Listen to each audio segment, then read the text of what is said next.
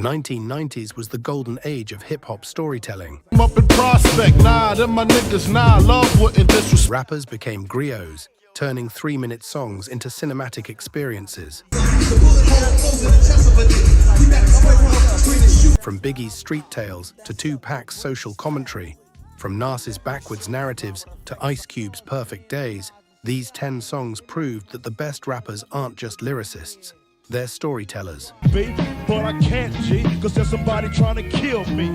If you love real hip-hop, hit that subscribe button right now. Let's dive into the greatest storytelling rap songs ever made. 10. Organized Confusion, Stray Bullet, 1994. Oh, fuck it! Next target, spark with space! Pharaoh Monch and Prince Poe released one of hip-hop's most innovative concept songs. Onto the scenario, I might have party with Stray Bullet told its story from the perspective of a bullet fired from a gun. Not the shooter, not the victim, the bullet itself.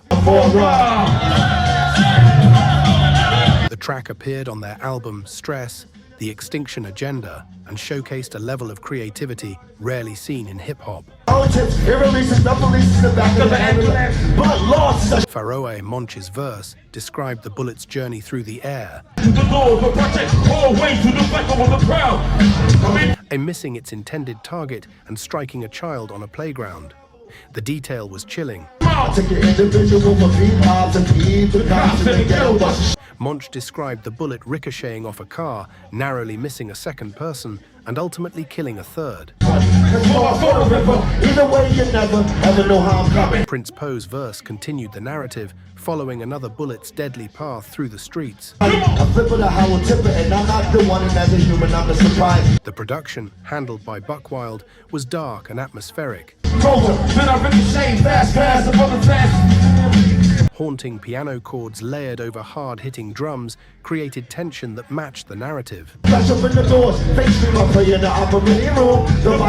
song forced listeners to confront the randomness of gun violence. For you, little girl, what's inside? I shatter your world, swirl. A stray bullet doesn't discriminate.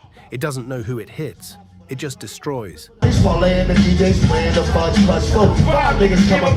Stray Bullet didn't chart on Billboard. It didn't get radio play. But it became a cult classic among hip-hop heads who appreciated innovative storytelling. No more dreams, no hope when I pray. Pray to the Pope. The song proved that rap could tackle serious issues with creativity and nuance. Nobody heard it. Organized Confusion created something timeless. A warning about violence wrapped in a concept so unique, it's never been replicated. Lord is looking at me, but yet still it's all for me to feel happy. 9. Geto Boys, Mind Playing Tricks on Me, 1991. October 1991. The Geto Boys from Houston, Texas, released a song that would define Southern hip-hop storytelling. Sunday morning, I'm in service, praying for forgiveness. Mind Playing Tricks on Me wasn't just a narrative, it was a psychological thriller. My mother's always stressing I ain't living right, but I ain't going out with Scarface, Willie D, and Bushwick Bill each delivered verses about paranoia, violence, and the mental toll of street life. When I'm deep in the covers, when I awake, I don't see the mother. Scarface's opening verse set the tone. Boy to look after, and if I died, then my child to be a bastard. He described walking through his neighborhood at night. I'm convinced someone was following him. I want to say what's in the house, and my son Marcus on the radio station. Drake. His mind was playing tricks. Every shadow became a threat. Every sound became danger. Forget about South Park in the house. Come on. The paranoia was so vivid, listeners felt it.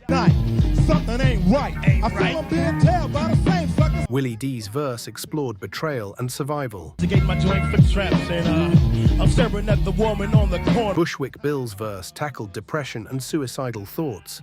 Thought he had came, but it was gold, not a flower. He's under my seat. Production, built on a sample from Isaac Hayes' Hung Up on My Baby, was haunting and melancholic. I got my head on a chrome-plated trick. The slow tempo and eerie melody perfectly matched the dark subject matter. A lot of damage, man. Did a major damage. You know why? Why? Because my mind's playing tricks on me. The hook became instantly iconic.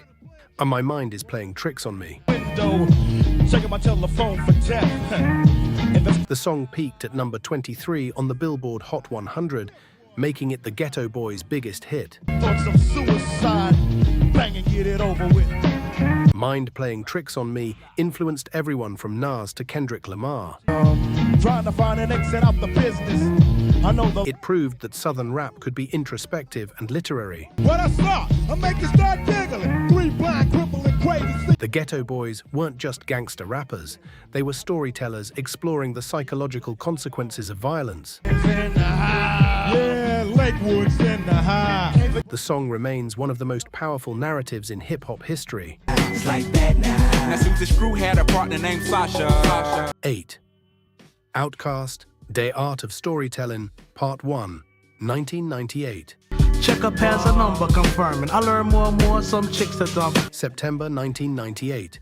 OutKast dropped Aquamini, their third album and a southern hip-hop masterpiece. What we gonna be when we grow up? I say what you wanna be. She said alive. The final single, Da Art of Storytellin, Part 1, showcased Big Boy and Andre 3000's narrative skills. Busy trying to justify who cheated first. Rick, what would I want with this small chain? The song told 2 heartbreaking stories about women who represented different paths in life. I can sick your duck. I say cool. I really wanted to cut you, but this will do. Big Boy's verse described stepping out on the mother of his child to be with a woman named Susie Screw. Move me, but I don't know. Ordinary chick don't move me. I mean, I tried to fall in. The story was blunt and honest, exploring infidelity and temptation without glorifying it. Came in the form of story raps now. Andre 3000's verse shifted the tone entirely. He rapped about growing up with a girl named Sasha Thumper. The grip called her, but she lost me. My baby mama beat me. 7 o'clock is gonna cost me, but They were childhood friends who talked about their dreams, but life pulled them apart. for a rendezvous with the delinquents that cut the goodie and the dungeon crew. Let's say her name. At the end of Andre's verse, the story took a tragic turn. He got word that Sasha had overdosed on heroin 2 months into a pregnancy. Disagree with the chick without this tip. Price we paid to hit. The revelation hit like a punch. Andre's delivery was emotional and vulnerable. Bad now, you better go get the hoe about your bag now. The loss was real. The pain was palpable. The production, handled by OutKast, was soulful and jazzy, I gave her a little wheel CD and a lovely poster. It's like that now. It's like creating a backdrop that felt both nostalgic and sad. And you know, I probably get cussed if I backslap, miss, wash it. Da Art of Storytellin, Part 1, didn't chart high, but it became a fan favorite and a critical darling. The song proved OutKast could balance commercial success with artistic depth. Where my trying to front? I ought to cut her off and let another. It was a masterclass in storytelling, blending humor, regret, and tragedy into 3 minutes of perfection. Nah, man. it's like that now. You better go get the hoe. If you're loving this journey through the greatest storytelling rap songs of the 90s, hit that subscribe button and turn on notifications. It's like that now. It's like that now. We're diving deep into the narratives that shaped hip-hop, the songs that proved rap is more than just beats and rhymes. Be thankful for a minute, then looked in the eyes. I could have died. Time went on. Don't miss the next episode. Subscribe now and let's keep celebrating the art of storytelling together. Mommy, where's the toilet paper? Use the newspaper. Look, Miss Rose gave us a 7. Ghostface Killah, All That I Got Is You, 1996. November 1996. Ghostface Killah released Iron Man, his debut solo album. The opening track, All That I Got Is You, was a deeply personal tribute to his mother and his upbringing in Staten Island's Stapleton projects. This wasn't a gangster rap fantasy. This was real life, poverty, struggle, family. Mom's a lick her fingertips to wipe the coal out my eye before school. Ghostface described growing up in a cramped apartment with roaches and rats. Age of 6, I didn't know nothing but mommy neatly packed the He talked about his mother working multiple jobs to feed the family. and he reminisced about stealing candy as a kid and wearing hand-me-down clothes. 2 at the foot, 2 at the head. I didn't like to sleep with Joe, but the older brother still had jokes. Sadly, Daddy left me at The details were vivid and raw. He rapped about his brother getting shot and nearly dying. He described the pain of watching his family suffer. Strong enough, she just went down. Check it, 15 of us in a 3-bedroom. The production, handled by RZA, featured a sample from the Jackson 5's Maybe Tomorrow. In they door, my friends might be laughing. I spent stamps in stores. The soulful melody gave the song an emotional weight. Mary J. Blige sang the hook, her voice adding another layer of pain and hope. Wow. The combination was devastating. A Ghostface's delivery was conversational, almost like he was speaking directly to his mother. I will always be around. All That I Got Is You became one of Wu-Tang's most beloved songs. The things that I did from this to that. It peaked at number 22 on the Hot Rap Tracks chart. The song proved that hardcore rappers could be vulnerable. Everything was real. Yeah. Ghostface wasn't trying to be tough. He was being real. The track remains a powerful reminder that behind every rapper is a story, and sometimes that story is heartbreaking. 6. NAS Rewind, 1999. December 1999. Nas closed out the decade with I Am, his 3rd studio album. Hidden on the tracklist was Rewind, one of the most innovative storytelling songs in hip-hop history. The entire song was told backwards. The story started with the aftermath of a murder and worked its way back to the planning. The concept was brilliant. Nas described the scene in reverse. The bullet went back into the gun. The blood returned to the victim's body. The criminals fled backwards. As the song progressed, listeners pieced together what happened. A robbery gone wrong, a setup, betrayal. The narrative unfolded like a puzzle, each verse revealing more of the story. The production, handled by Nas and LES, was minimalist. A looped piano melody and sparse drums allowed Nas's words to take center stage. His flow was precise, every word carefully chosen to maintain the reverse chronology. The technical skill required to write and perform a song like this was immense. Nas pulled it off flawlessly. Rewind didn't become a single. It wasn't designed for radio. But it became a fan favorite and a showcase of Nas's lyrical genius. The song proved that hip-hop storytelling could be experimental and innovative. Nas wasn't just telling a story, he was redefining how stories could be told in rap. This is having a baby, in love with the molester who's sexing a 5. Tupac, Brenda's Got a Baby, 1991. To a family they won't let us stay. No money, no babysitter. December 1991. Tupac released his debut album Tupacalypse Now and immediately established himself as a socially conscious storyteller.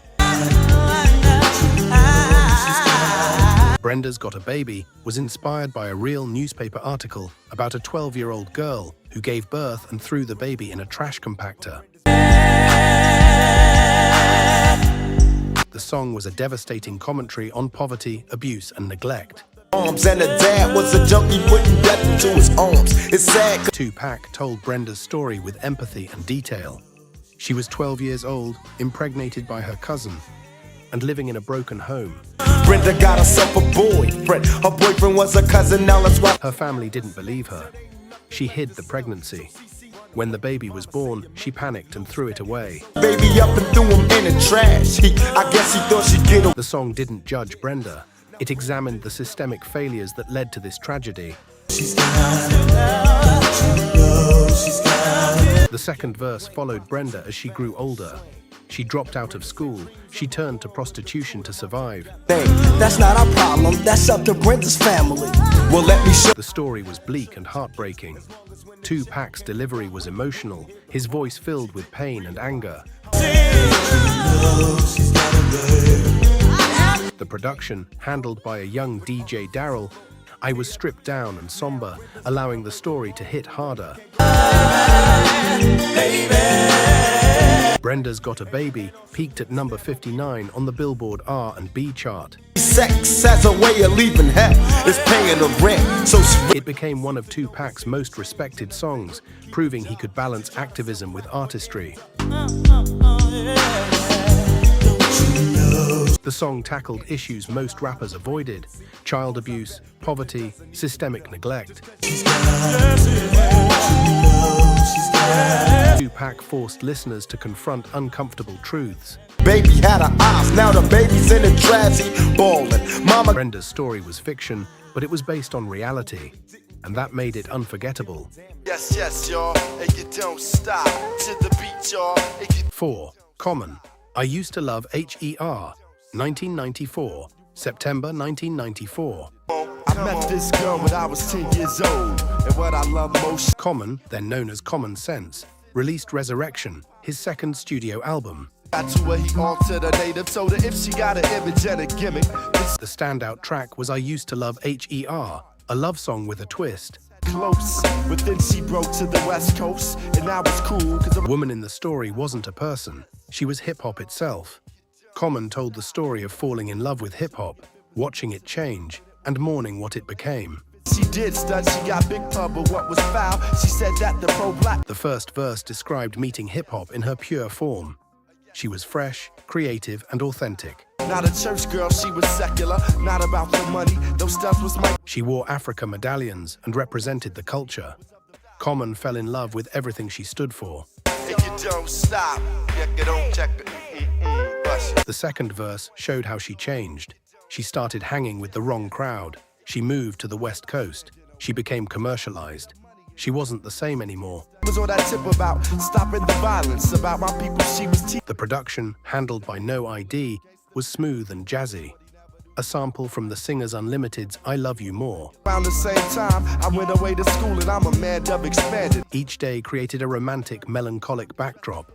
Common's delivery was heartfelt and nostalgic. She got into R&B, hip-house, bass, and jazz. Now black music is. And he wasn't angry. He was disappointed.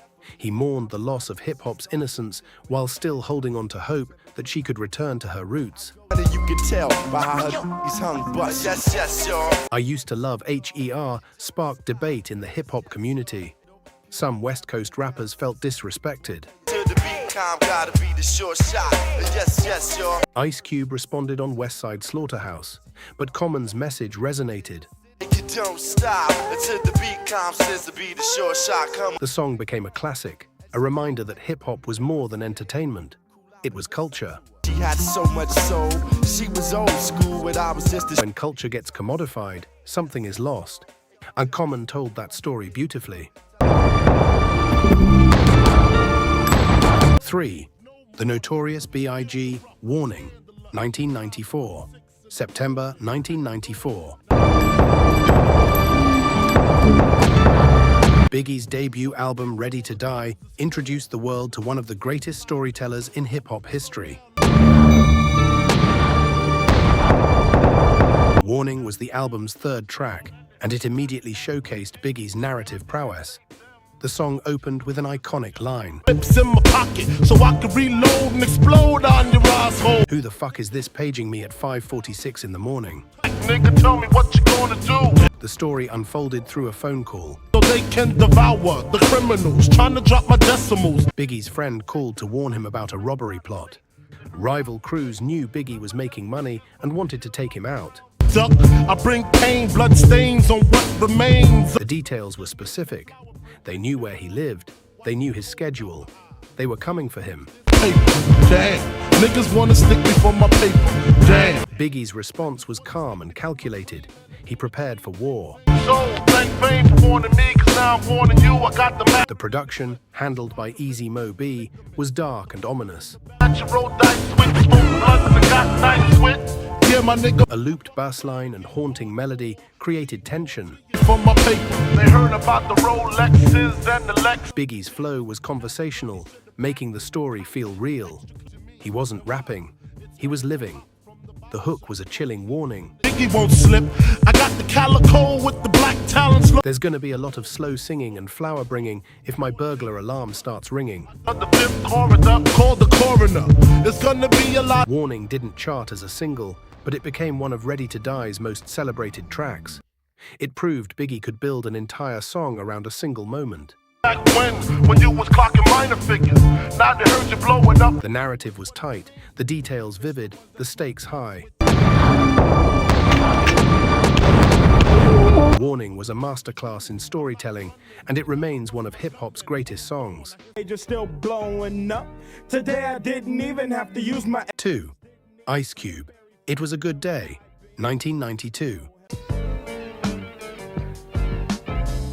November 1992. Ice Cube released The Predator, his third solo album. Since the 12th grade. It's ironic. The second single, It Was a Good Day, became his biggest hit and one of the most beloved songs in hip-hop history. The concept was simple. Cube described a day in South Central Los Angeles where nothing went wrong. No violence, no police harassment, just peace. South Central LA. Today was a good day.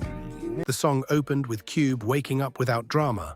He ate breakfast. He played basketball. He hooked up with a girl. Day seems kinda odd. No barking from the dog. No. And he won money playing dice. He drove through the neighborhood without getting pulled over or shot at. And watch me break them with the 7-11. The mundane became extraordinary because in Cube's world, a day without violence was rare. Hey, I can't believe today was a good day. The song was a powerful commentary on life in the hood. Production, handled by DJ Pooh, sampled the Isley Brothers' Footsteps in the Dark. TV raps, what's the haps on the craps? Shake 'em up. The laid-back groove was perfect for Cube's storytelling. Dope, thinking, will I live another 24? I got it. His delivery was calm and reflective, almost nostalgic. 8K, I gotta say it was a good day. The song peaked at number 15 on the Billboard Hot 100 and became a cultural phenomenon. Fans even debated which specific day Cube was describing, eventually settling on January 20th, 1992. Patton hit the showers, didn't even get no static from the couch. It Was a Good Day proved that storytelling didn't need violence or drama. Drunk as hell, but no throwing up. Halfway home, and my Sometimes the absence of chaos was the story. been chirped out. Today was like one of those fights. Ice Cube captured a moment of peace in a world filled with war. Could do it all night. Called up the homies and I'm asking. The song remains timeless, a reminder that good days are worth celebrating. Outside, but there was cops all over, then he dipped into a car, a stolen note. 1. Slick Rick, Children's Story, 1988. The gun was full of lead, he told the cops, back off, for honey here's dead. Deep Slick Rick released The Great Adventures of Slick Rick, his debut album. The opening track, Children's Story, became the blueprint for hip-hop storytelling. Hurry up, run! The lowlife brought back this dope machine gun. he went, Every narrative rap song that came after owed a debt to this track. night, good night. Knock him out the box. Knock him out, Rick. Rick told the cautionary tale of a young kid who turned to crime and paid the ultimate price. He said, Keep still, boy, no need for static. punched him in his belly and he gave. The story was simple but effective. A boy tried to be a gangster. He robbed people. He shot a cop. He ran from the police.